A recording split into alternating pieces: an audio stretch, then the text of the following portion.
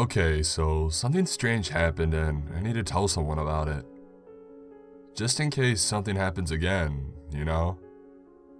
It's probably nothing or just some prankster kid, but it really creeped me out.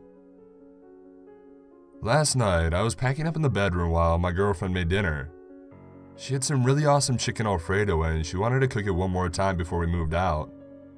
Our lease was up and we were glad to finally be moving into a newly purchased house I'm writing this from. I had a podcast playing on my phone as I packed, just listening to the sounds of people arguing about video games. But because the apartment was directly above the laundry room, the bedroom is usually pretty warm thanks to all those dryers. With all the moving and sweating plus this heat, I wanted to keep the windows open. Unfortunately, we had all sorts of weird noises going on ever since we lived there, but I've learned to deal with most of them. We lived in a downtown neighborhood of a pretty decent city in Colorado, so it isn't fantastic, but it isn't terrible. And the rent is high, but we also have covered parking and a semi-working dishwasher. Plus, it's only 10 minutes from my work. But the noises. There's a guy who seems to honk his horn, I'm guessing to alert a friend inside another apartment. There are several on this street, but he just honks the horn 10, 20 times over the course of a few minutes. Like someone clicking the key fob to lock their car door.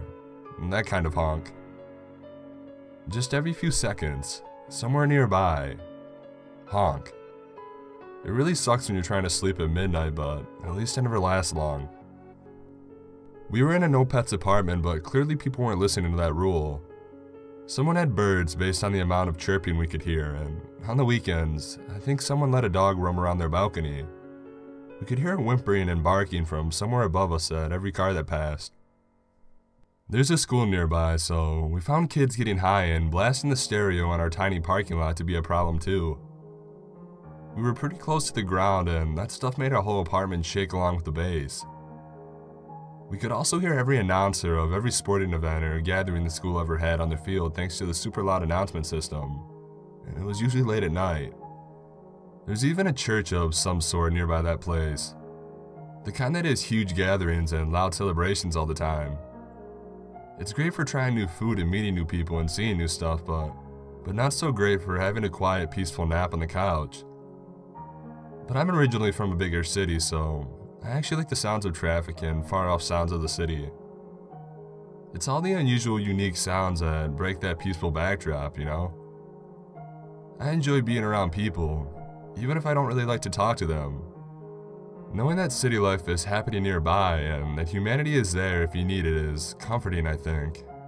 Even if maybe a bit unrealistic. And then, there's the whistler. Every few seconds I would hear a whistle. A short burst, just 2 notes. One lower and one higher, but both pretty high because, it's whistling. The guy just would not stop. I kept picturing the whistler as a guy calling for his dog, walking around holding an empty leash.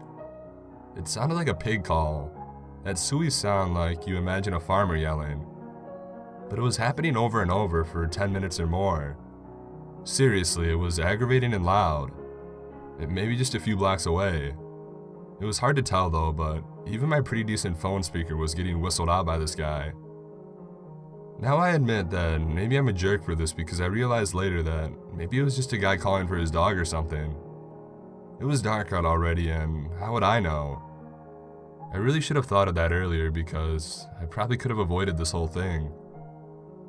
So anyway, I whistled back at him. I just repeated the same whistle. And I'm pretty good at whistling, and I can do the whole Andy Griffith theme, but I can't do that thing where you whistle with your fingers. But when I whistled, the other whistling stopped, immediately. It kind of surprised me, and everything got kind of still. My podcast was still rolling, but outside the window, everything was quiet, and I started to get a little bit nervous. Maybe it was just me being anxious, but it was really unnerving. After a beat, I shrugged and tried to shake it off. I still think I'm being kind of silly. It's probably just me being paranoid and exhausted from all the packing. I turned away from the window and I heard the whistle again. Except this time it sounded closer. And it was definitely louder. I jumped, I admit it. I wasn't expecting it and the whole vibe was creeping me out. The podcast wasn't really helping either. Usually that kind of distraction is great for my overreactive imagination. I turned back to the window and the door to the bedroom opened from behind me and I jumped again. My girlfriend laughed at me as I yelped and she just said, "Dinner's ready," and then mocked me for jumping. I was unsettled, okay? It was unsettling. During dinner, I told her about the weird whistling I had been hearing and why she had made me jump when she opened the door. She told me that she had heard that guy before and had also whistled back, but hadn't heard him getting closer or anything.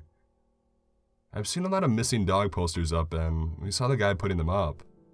He was whistling and calling for his dog near where I work, so maybe it's the same guy looking for his dog around here. She works in the next town over and drives a half hour every day, so it seemed pretty unlikely to me, but I have seen a lot of this guy's posters. I hope he finds his dog. He must really love it to drive all over and print up that many flyers. After dinner, we got back to the bedroom and moved enough boxes out of the way to go to sleep, but we heard the whistling again. It sounded just as far as it had been originally and it was going the same speed. Just a short two-tone whistle, a few seconds again, and repeat. Assuming it started up again after I heard it last, the guy must have been whistling like that for over an hour. It wasn't exactly 3 seconds apart or anything, just relatively close together. And every so often, just a beat long enough that maybe you thought it stopped before you heard it again. After a few minutes of the whistling, my girlfriend rolled over and said something very detailed about doing serious harm to whoever was doing all the whistling and making her lose sleep. And we tried whistling back at it again. I know you're thinking we're crazy, but I didn't know. I just figured it was some kid playing some game with a friend or some guy looking for a dog way late at night. They didn't seem to be moving around much, so a kid seemed likely to me. My girlfriend and I were joking around and I was full of Alfredo and enjoying her smile, so we laughed and we whistled back. After a moment, it whistled back again, but louder, closer.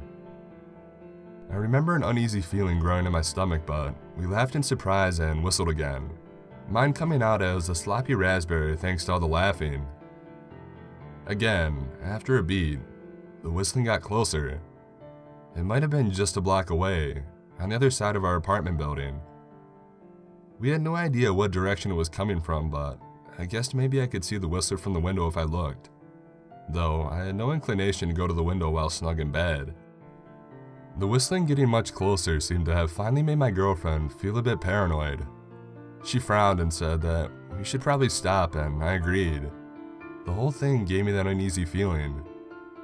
Maybe I just had problems with anxiety, worrying about nothing, I thought. But then we heard the whistle again, still closer and louder, but shorter this time. More impatient? The picture of a red-faced bald man carrying an empty leash, whistling back and expecting a response, frustrated and whistling angry again, kept coming to mind. There were 3 or 4 more whistles at that speed and then silence. After a minute, I felt my girlfriend relax and I felt sleep creep up on me too. But then there was a banging noise from our living room. It's a 1-bedroom apartment, so I hopped out of bed and I peeked into the living room. We don't have any weapons or anything, but we also don't live on the ground floor and have a bunch of locks on our front door, so I was assuming something fell over. It's not like we've had a burglar or anything like that.